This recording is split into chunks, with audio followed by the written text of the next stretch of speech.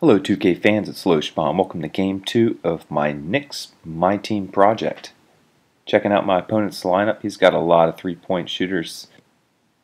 In fact, he's got so many, I don't think he can make up his mind which ones he wants to put in. And he's got Steve Novak at the center position. That's going to be a problem for me. And these guys are some of the most common players you're going to see in my team just because of their relatively low salary. And they like to jack up the three.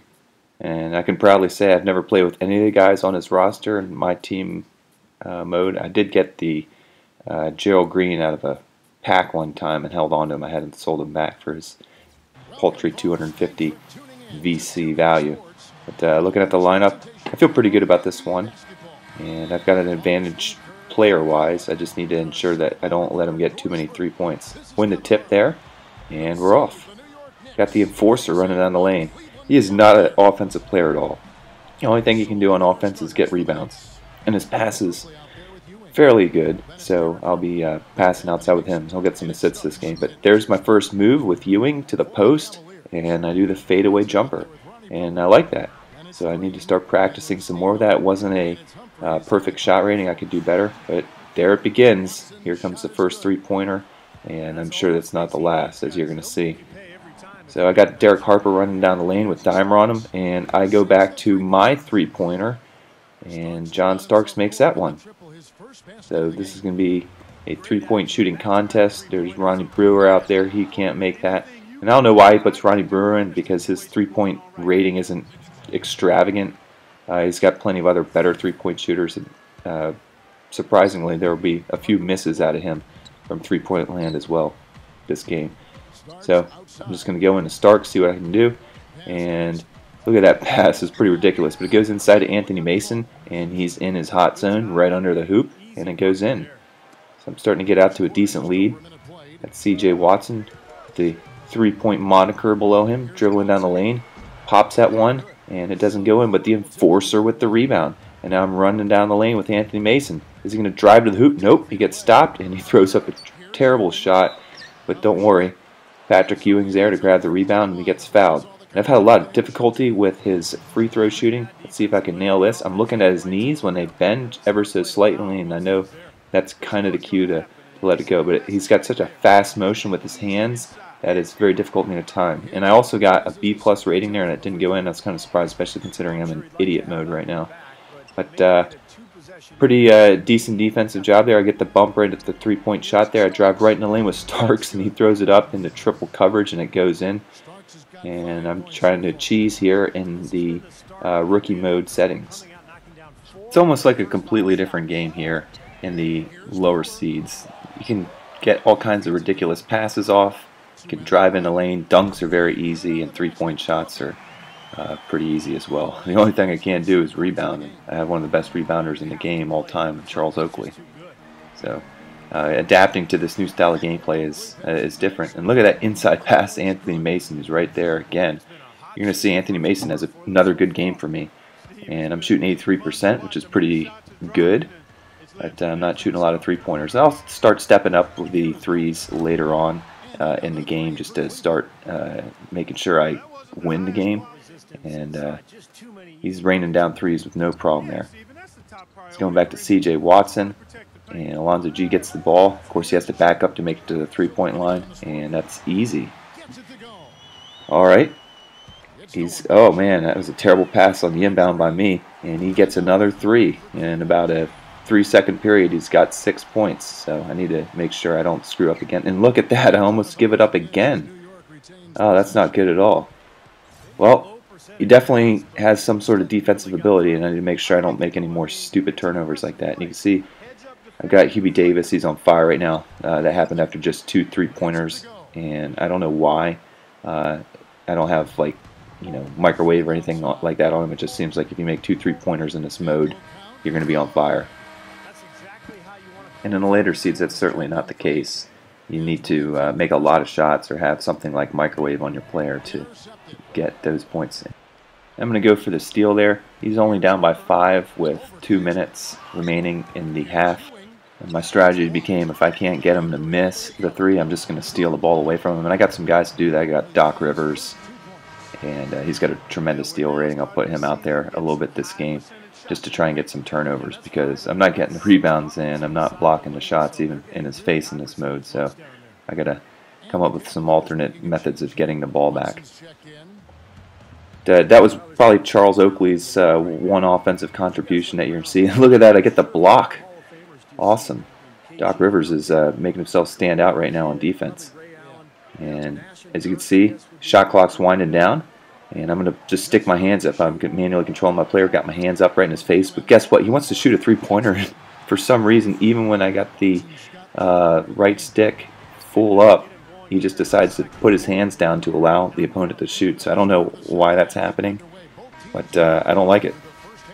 So as we begin the second half here, there's only a 6-point margin. He's got the ball now, and I'm pretty wary of the three-pointers. That's pretty much all he's doing right now. I just need to continue to stop. I'm going to get my rebounders out on the floor and Ewing and try and see what I can do. And Anthony Mason drives in the lane, and I'm thinking about putting a different signature skill set on him. Maybe acrobat to help that shot get off, maybe finisher or something like that. But I feel like he's got some tremendous capability around the basket for me, and I want to get a signature skill that helps him out because I need a lot of offense on this team. Anthony Mason, I think, is going to be somebody I rely on a lot, and I don't like shooting tons of three-pointers. This team is pretty much designed to shoot three-pointers because I've got two of the most sought-after three-point shooters in the game, and that's pretty much what the offense is going to be designed for. But I need to come up with some alternate ways to score, and Ewing can only do so much by himself, and I want to use Anthony Mason. Look at that. Ewing right in the face, and he's missing a shot. So I'm starting to get some effectiveness stopping a three-pointer there, and that's one thing I find frustrating about Patrick Ewing. He just doesn't want to dunk the ball. I mean, come on, you're going right to the hoop. There's nobody in your way. Just dunk the thing. And look at that, Charles Oakley, same thing. You know, it would have been nice if you would have dunked the ball there. It would have helped me out a lot. But he's going to try and do some fancy layup, and of course it's not going to go in because he's switching his shot. And look at that, Anthony Mason with the skyhook from the arc. That's pretty awesome there. I got a little Kareem Abdul-Jabbar in him. And I'm up by 12 right now. But I got to get that free throw motion down because that was an F. That's terrible. And he's going to try and alley-oop it, and I'm not going to allow him to do that. And look at Charles Oakley. He's pumped. He's just going to chuck that thing down the court. So I was originally down by 6 to begin the third, and now I'm up by 12. I think I'm doing my job. But there he pops another 3 in my face, and I got to continue to stop. Just a constant battle between me and him. Him trying to shoot his three-pointers and me trying to stop him. I'm running down the court, seeing what I can do. Who's open? Got somebody out from the corner. He's cutting to the basket. It's Charles Smith, and he lets that one up and in. Alright, I'm getting some of the deeper players on my bench involved in this. And you can see I got Christie out there. He's going to get a lot of play because I think he's got the highest on-ball defense of everybody on my team. He's an 85. Starks, I believe, is an 84. So, expect to see him a lot in this mode. And there's Patrick Ewing. Dunk that. Alright, yeah. Nice one, Pat. Finally, I got a dunk out of Patrick Ewing. I've been waiting for that for quite some time. Alright, let's see. I got to get a stop here. He's running to his little corner and pulls up. He doesn't go for the full three-pointer. That's 2. That's okay. I'm not, bleeding points when I allow those 2s. Those are okay. See what I can get going with Christie. Just passes inside through people and goes to Starks, who goes to the lane. Got Derek Harper roaming around out there. Decent defender. Let's see what I can do. I need to get a stop. He's trying to do his three-pointer. No, it goes inside, but he gets a easy 2.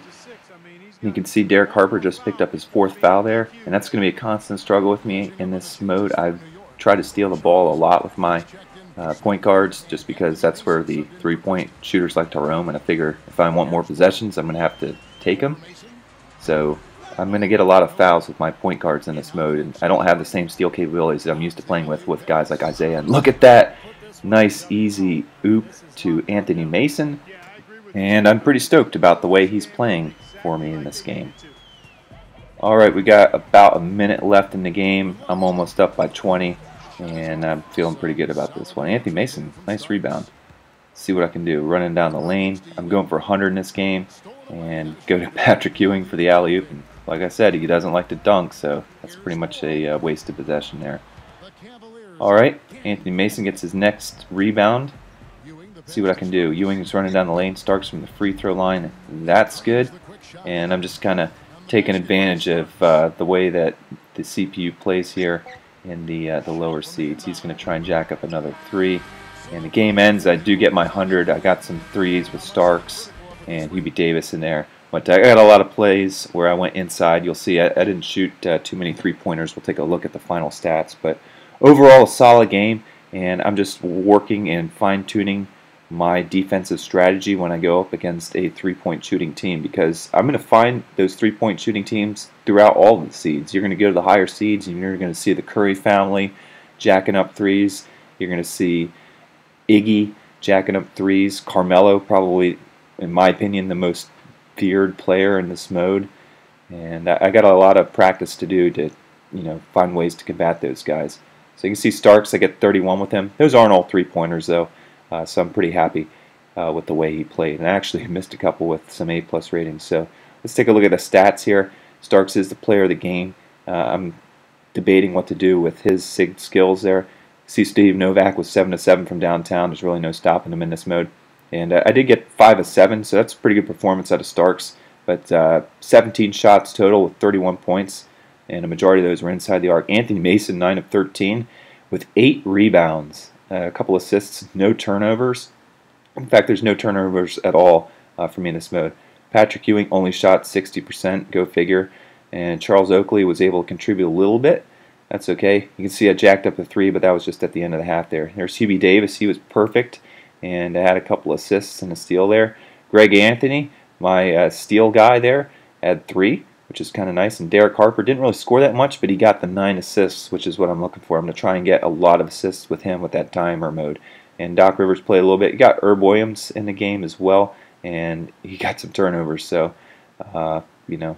he found a way to do it in 3 minutes. One interesting thing about Herb Williams, though, is that he's got pretty good free throw shooting capability, which I like. So, as you can see, it's pretty much a total blowout there. I'll shoot 10 three-pointers. These are going to shoot 36. I'm going to have 60 points in the paint. He'll have 8. And I dominate him on pretty much every statistic you can. I have twice as many rebounds than him, and that's going to be the difference in the game. So looking ahead, I'm in the 9th seed, and I've won 2 games. I only need 3 to advance to the next seed, and I hope that I can get it in my next game that I play. Because I want to get out of the seed. I want to get to the middle seeds as quickly as possible, just so the game difficulty increases and the 3-point won't be as effective. That's where I have the advantage. I mean, I've got a couple of great 3-point shooters. But hope you enjoyed watching this game. Till next time.